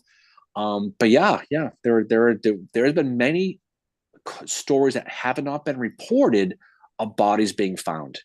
And there are places in parts of the wheat field, for example, where they know that there are bodies there, they just don't publicize it. Yeah. Well, yeah, and this is just Gettysburg. You could talk about a lot of these other places like the West Woods at Antietam, right? Or the Mule Shoe at Spotsy, or the Wilderness. Some of these horrific places out here in this country where they're still out there. yeah. So how could they not be? You can't. I mean, You can't have found them all. That's why there's missing. You can't have found them all. LC says, "Good morning. Greetings from the Second Corps winter camp at Falmouth." He's reenacting this weekend, so good for him. It's very frigid out there. He's cold as hell, apparently. Yeah, I bet it is. So Jim mentions that some of the original burial pits at Shiloh are sunken as well. And Miranda mentions the Confederate White House is a must-see. It's such a gorgeous house. I've seen the interiors of it. The one story that always I remember about the Confederate White House is when Lincoln goes there and he apparently sits in Jeff Davis's chair. And that was considered canon for quite a long time until Noah Andre Trudeau writes this book, and it's a really great book, and it's about Lincoln's time that he spent with Grant at the front. And there was the account of Lincoln sitting in the chair was based on one person, and that was like his bodyguard or something, and apparently the bodyguard wasn't even there. I can't remember his name, but anyway, Trudeau debunked that myth. Right. And I believe Trudeau. I was like, yes, this is most likely the case. He argued it really well, gave his evidence really well, but you would not believe people that like had believed that for years. They're like, no, this is not true. This can't be, like, Lincoln would have done. It's like, you know what? He probably didn't. And it sounds, really, I mean, that story it sounds too good to be true. Well, the story seems very un-Lincoln-like to do that. To sit in the chair. But again, maybe he did. We don't know. Maybe he did. But Richmond's got a whole bunch of cool places you can visit. But as far as these bodies go, I remember somebody found a hand at Antietam not too long ago, an actual hand. And Jim mentions there was one found at Franklin 10 or 15 years ago. Yeah. I mean, people tended to, where they fell. And when guys like Basil Biggs and those guys at Gettysburg were going around finding the bodies, if they found it was a Confederate, they left them. Oh, it was a Confederate, leave them there.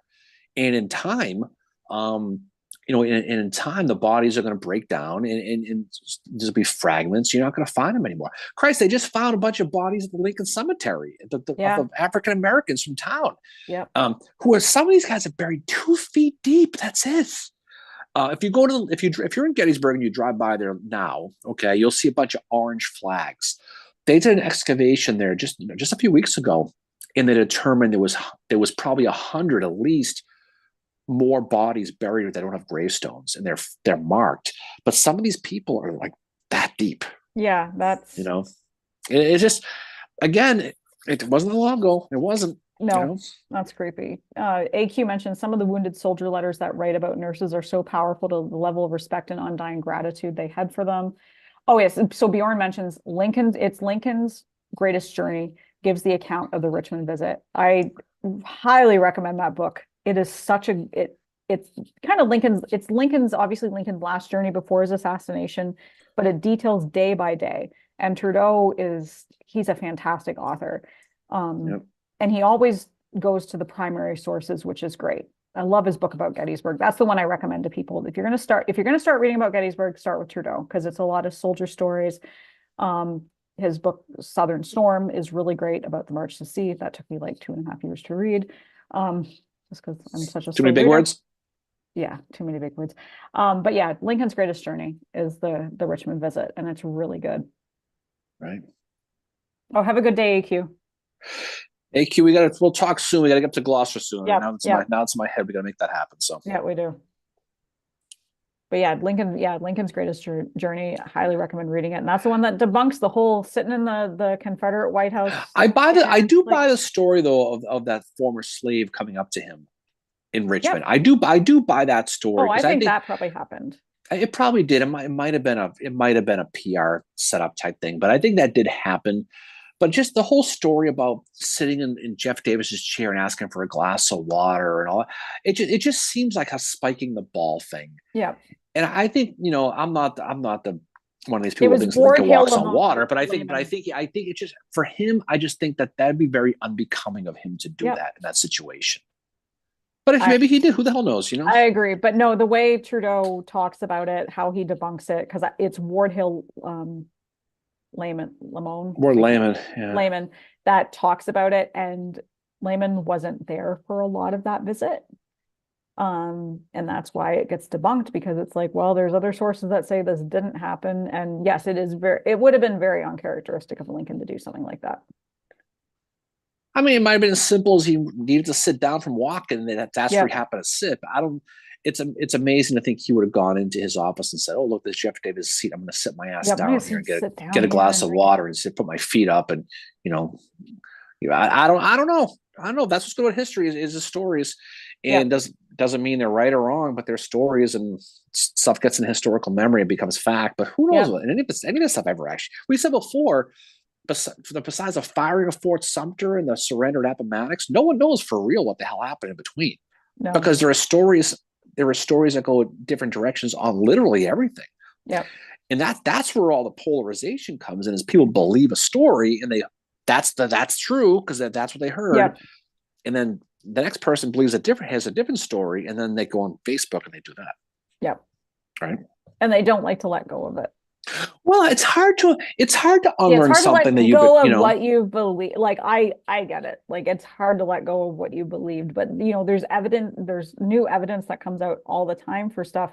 Like Slocum didn't have a very good reputation at Gettysburg for a long time. And in recent years, his reputation has kind of started to be redeemed, that he wasn't as slow as what people said, that he actually did do really well. And I mean, the 12th Corps there, holy shit, those guys are badasses, what they do there. No, you can make a case. There are a lot, obviously the Second Corps did what they did, the First Corps did what they did.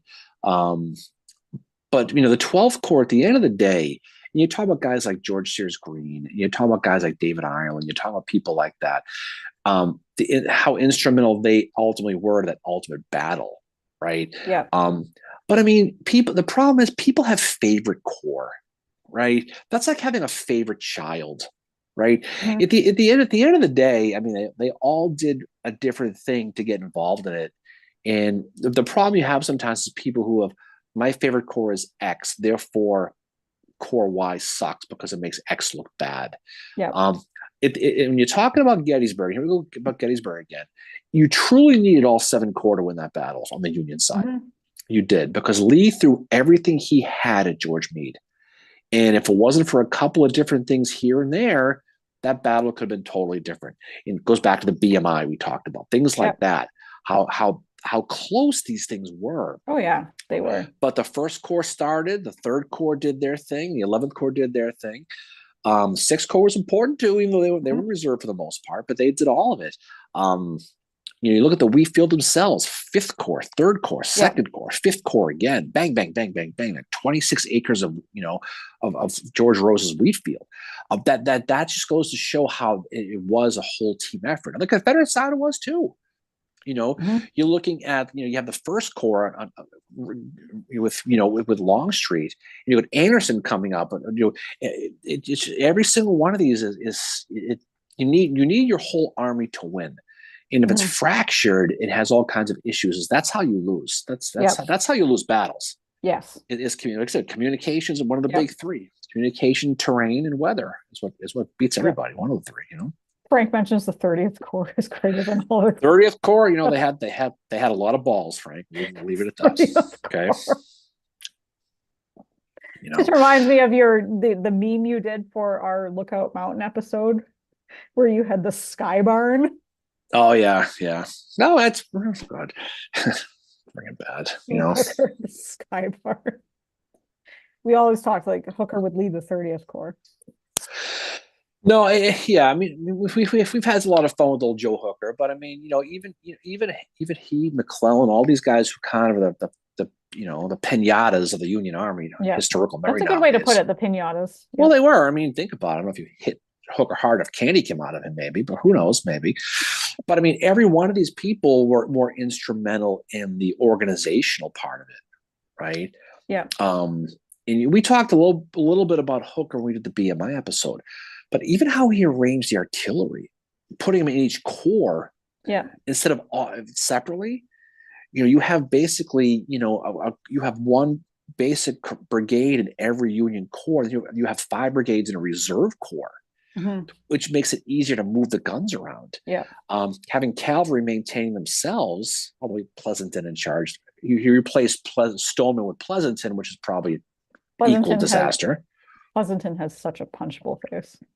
Well, you know what though? But the thing about though, we're going to talk about Pleasanton was, his first test of fire there was Brandy Station. Yeah. And if it wasn't for Alfred Dufee getting lost in the friggin' woods, Alfred Napoleon Dufee, I called him Duffy in the episode.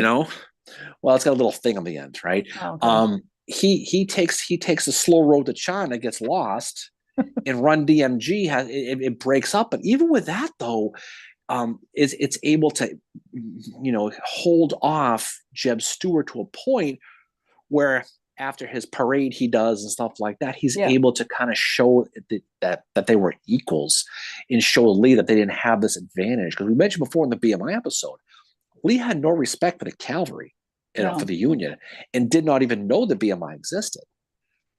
So despite Dufee's, whatever, they were able, even though the Union did kind of fall back, but they were allowed to fall back.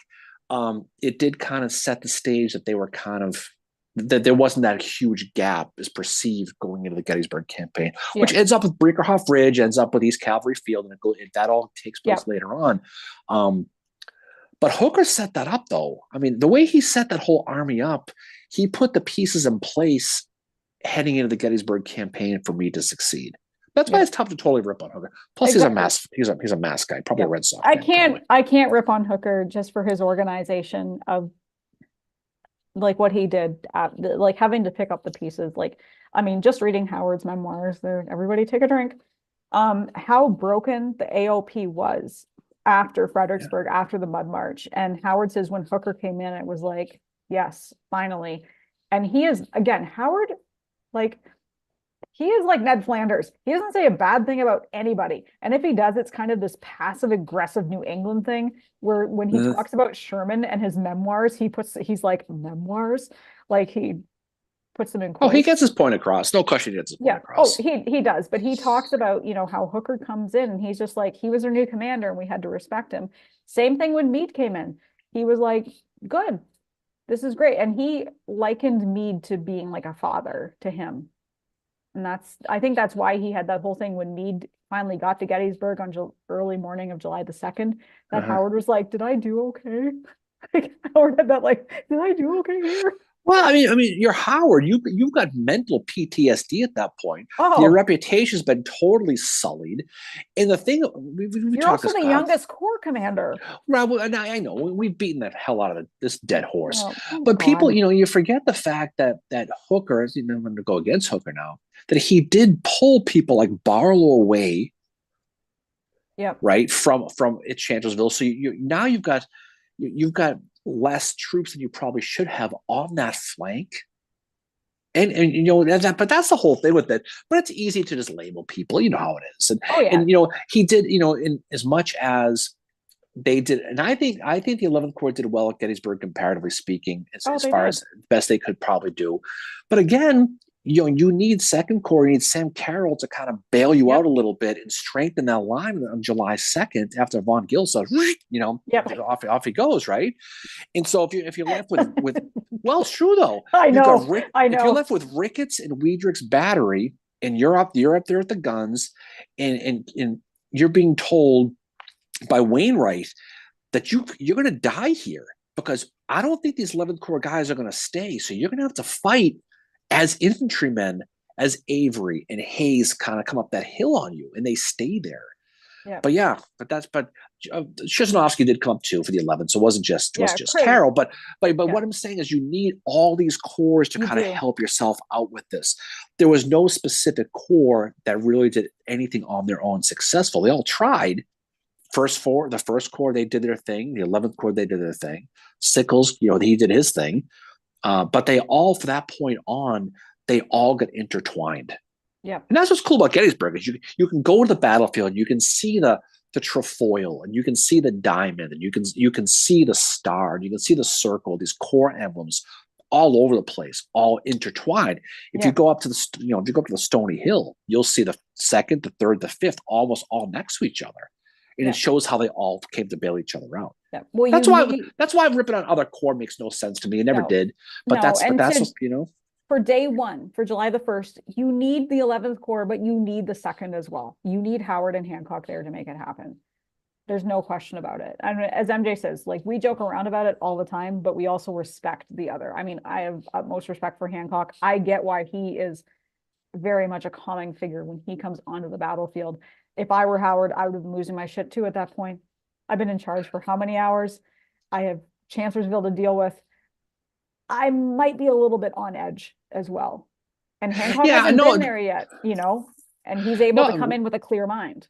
Well, but that's the thing is when he arrived, he hadn't seen battle yet. So he's seen guys running around. Howard had been through hell. Yeah. Hancock freaked out at the railroad, at the sunken road in Antietam when he came over from the 6th Corps, right? Yeah. Where he had to take over. It's in real time. I mean, you always need that calming voice, and Hancock was that calming voice. Absolutely. That's why the statue, he has his hand out. Yeah. If you look close, you can see him holding a McDonald's bag, right? But we're gonna get RKO'd by MJ. But that's the thing is that's why the statue, you know, he's got that calming presence to him. But it was and he was a natural leader, but it wasn't just because he was a natural leader, because he got there right as everything was settling down. He was able to kind of calm the F down here. Yeah. And if you're a soldier, you want to see one of your leaders telling you everything's going to be fine, all is well, instead of old, you know, who's probably running up and down screaming like a lunatic, which just sounds like he probably was. You know, I might have been too, but you know, the thing about Howard is he learned from that moment. And when he goes out to the Western Theater, he's kind of given that second chance by Sherman, which kudos to Sherman for doing that. But the one thing you hear about Howard, especially in the Western Theater, is that he was always very calm. And I wonder if that moment, I'm just thinking of this now, I wonder if that moment on Cemetery Hill, he kind of learned something, that he was like, okay, I've been through this before. I know what happens. I have to stay calm, because nowhere in the accounts of him in the Western Theater do you hear about him freaking out or anything like that. That he was always very stoic and just calm, even in the face of what could have been really bad. I don't think he was as calm as you think he was at Pickett's Mill, though. Oh no, he wasn't at all. He wasn't. But I think by the time he got to Ezra Church, he'd learned to kind of read the room a little bit more. And he realized, I'm in charge of an army. I can't freak out here. And when Sherman was like, dude, they're not going to attack, Howard's like, yeah, they are. This place looks like Chancellorsville and they're going to attack. He thought it was Hood's guys. Stephen D. Lee's guys are over there. Yes. And even Sherman admitted that he wrote Howard after that. He said, you were right in how you assessed that situation. I was not at all. Like, Sherman was telling me they're not going to attack, and Howard's like, yeah, they are. They're there. Frank asked, serious question, what is the source material for Hancock's weight gain? I think Ken Master Brown talks about it in Meet at Gettysburg. I could be wrong, but I think he talks about the fact that after he I think it was he was diabetic. MJ can confirm this, but I think he gets shot. He gets shot in the saddle, and the story was where the nail goes and that whole thing. And the story is he goes to Philadelphia for rehab, ends up going to Norristown to rehab, and he gains weight. Now we have fun with that because the pictures, but again, but that's the reality. But I think it's Brown's book who talks about it, because I think he's the book. I think it is him, because if I remember correctly, this is the book where when Hancock goes to Philly, the reason why he goes to Norristown is because he's sick of hearing about how great Meade was, who was a Philly guy. Mm-hmm. In the newspapers, where he moved, but he ended up going out to Norristown. Yeah, I could be wrong on the source. I think it's Brown's book, though. I'm pretty sure it is. I think that's where that comes from. Mm-hmm. But you can see in the pictures. I mean, it's pound for pound our greatest general, right? But you know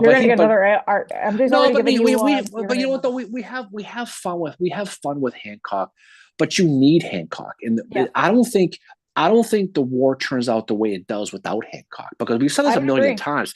Whatever it is, that natural leadership ability, Hancock has it. Absolutely. Howard didn't have it, Mary. No, he didn't. Sorry to tell you, okay? No, But I know how- Howard didn't. Howard was a different type of commander than Hancock, but the two of them on East Cemetery Hill kind of filled in the gaps that they had for each other.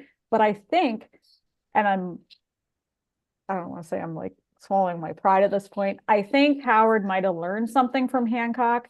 Of course he did. Took it out to the Western Theater with him, because you see him becoming more confident. You see him, you know, especially at Ezra Church, where he's telling Sherman, dude, they're going to attack.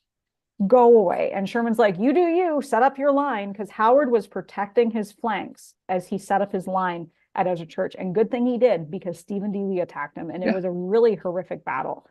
I mean, who's to say for sure? But I know if you look at the dates, you know, July of 63, Hancock goes to Philly. July of 63, Krispy Kreme opens up in Philadelphia. There might be a connection. I don't know. MJ does say Hancock likes his foods out of maternal diabetes. You're going to get so many RKOs. Oh, it's all good. He's going to drive to Plymouth today. You know, but seriously though, I think, you know, he's in rehab. He can't move. He, you know, and I think you sit down. If you're diabetic, you like your sweets, you're going to eat, and it happens to the best of us. Don't get me wrong. But he did. I mean. We're not talking like he's not Winfield Scott, where you're standing by yourself in the street corner and the cops tell you to break it up level fat. Okay. He wasn't that big, but I mean, but he compared to the early pictures, compared to the later pictures, you can see he's, he definitely picks up. No question. Yeah. And you know, the other interesting thing too, oh God, lost my train of thought. Never mind. Can't talk about it because I lost my train of thought there. It'll come back to me eventually. But it's tough to imagine you're hurt to a point where you can't really walk down. Your mobility's down, and you're sitting and you have nothing to do, and you're kind of an A-type personality, a go guy like a Hancock. You're going to fill in the gap with something. I mean, that's I know a lot of people who, you know, you gain weight when you're injured because that's all you can do. And there's no shame on Hancock. Like, we have fun with it because we just have fun with it. But I mean, but that's likely. But I'm pretty sure, long answer to a short question, I'm pretty sure it's Meade at Gettysburg who talks about it. I think he does. Yeah. And I know what I was going to say. So it was, and Howard doesn't talk about this in his memoirs. It's basically he's at Gettysburg, and then all of a sudden he's going to the Western Theater. And I was wondering what happened in between. And you and I had speculated he was slated for to be in charge of the Second Corps because Hancock was wounded. And we found confirmation of that in a letter he wrote to his wife, that Hancock or Howard was, the original plan was to put him in charge of the Second Corps. And then all of a sudden it was like, nope, Chickamauga happens. You have to go to the Western Theater. So that was something really interesting I found. And that was like, I was like, wow. And you don't know. I mean, you don't know if Hancock's ever coming back at that point. So you have to. And they were like, dude, we're going to split up the 11th Corps and put you in charge of the Second Corps. I mean, and he had just gotten the Corps from Darius Couch a couple months before. So it wasn't like he was a long-term Corps guy who they were going to wait on. Next man up, right? It's like a football game. You get hurt, next guy's got to come right back in. So Howard's one of the higher commanding guys in the Union. He's one of the higher commanders in the Union Army. I think Sickles is the highest ranking. Slocum's highest ranking. Slocum was, but it all goes by dates. And you know, when you look at some of the pissing contests that took place, especially on the Confederate side too, where this guy's in charge. You know, Pleasanton got the job at artillery because he outranked the next guy in line by 11 days. That's it. Do you mean cavalry? You said artillery. Pleasanton. No, and cavalry by 11 days. So that was a big deal. You look at Sigel with Howard, right? So that's how rigid these things were. Is when you got your star. But the thing it seems silly, but that's how it was. Yeah. You know? But with Howard, what it was is Sigel writes Lincoln and Halleck, and he says, I want more men, I want a better command, or I'm going to leave. And they're like, fine, goodbye. And he leaves. And then Sickles gets command of the Third Corps. And Howard's like, the hell, I outrank him. And he writes to them and he's like, I need a command. I'm higher ranking than Sickles. How dare you? And that's when they're like, oh, just as so happens, we now have the 11th Corps. Have fun. Yeah. no question. But if Hancock were alive, he could go to the new mini golf course now, Steinway, that's coming out right. Oh God, that whole thing. The latest friggin' fiasco on social media. MJ mentions Generals in Bronze also mentions Hancock in the Waking. It's got interviews with him in that, so that's another source to check out for that. Yeah, no question. But yes, the mini golf course in an area that it's zoned commercial and it's in between. Where is it? It's on Steinway, right? It's right. So if you're on Steinway, you're walking towards right before you get to Pickett's Buffet, the great Pickett's Buffet, which is going away. Oh, actually, it already has gone away. It's between the KFC and Pickett's. There's a little 1 acre plot of grass. And remember, we were there a few weeks ago walking by, and they have a sign for sale. Mm-hmm. What it was, and it's not a building that has to be torn down. It's just a field of grass, and they're going to put a mini golf course in there. At least they're trying to. I've got no problem with this, to be honest, at all. I think you got to get business into the town. No one in this, I know the economy is a lot better now, but no one's building anything there. They're not going to put on the bar there. They're not going to put on the hotel. There's not enough room for a hotel. So you got to find something, I guess, But I think it's great for families, especially in that area. You have the Best Western Hotel just down the street, and that's got a pool, which is very attractive to families. I think Quality Inn across the road has a pool as well. Again, attractive to families. And then you have the mini golf, which you can go on the battlefield, but then you do your mini golf thing. So there's lots there. The Heritage Center is right there as well on Steinway. It's right next to there's a lot worse things they could have done. They could have put a big water park. There's a million things they could have done. But you know what? It is what it is. People forget that as much as the history people like it is a functioning town. They do need their tax revenues. They do need to raise any money they can. If you've been to Sharpsburg and you're expecting to go to Antietam for the very first time, you're going to get a hotel and go to the bars. Like, you're not going to do that in Sharpsburg. Nope. There's nothing there. So if people forget that Gettysburg is the county seat of Adams County, right? Mm-hmm. So it needs to raise money. People forget the fact that 50% of Gettysburg is tax exempt with the battlefield, the museums, the schools, the churches. So they are going to have to find a way to get the tax rolls up. They're just going to, so that they have to do it. Frank asks, when is Little Round Top opening? We heard through one of our sources that it will be open by the anniversary in July. Now, I've also heard it might be the springtime, but both are probably true. But as we understand it, by July 1st this year, it will be open. Yeah. So it could be between spring and then it's going to open, but it sounds like it'll definitely be open by the anniversary. And so, and then the anniversary comes every year, not just the major one. So, all right, we should already jump off though. It's almost 12 already. Holy moly! Yep. Time flies. Yep. Yeah. So that's cool. So we are going to do the episode on the Hunley this week. We're going to talk about the Hunley. We're going to talk about all those guys and what they did at the Housatonic, and we're going to talk about how the town recognizes it even today. The town of Charleston, how they commemorate it.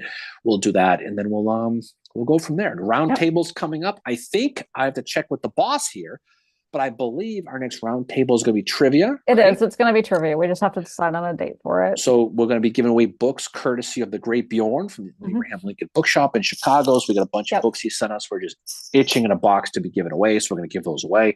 So we'll keep an eye on this space for that date. And then we'll go from there. And we have some other episodes we're working on for the spring. So we're going to be doing a cavalry one here down the road. We got some other fun stuff planned down the road. So off we go, Mary. Anything final thing from you before we jump off and watch football the rest of the afternoon?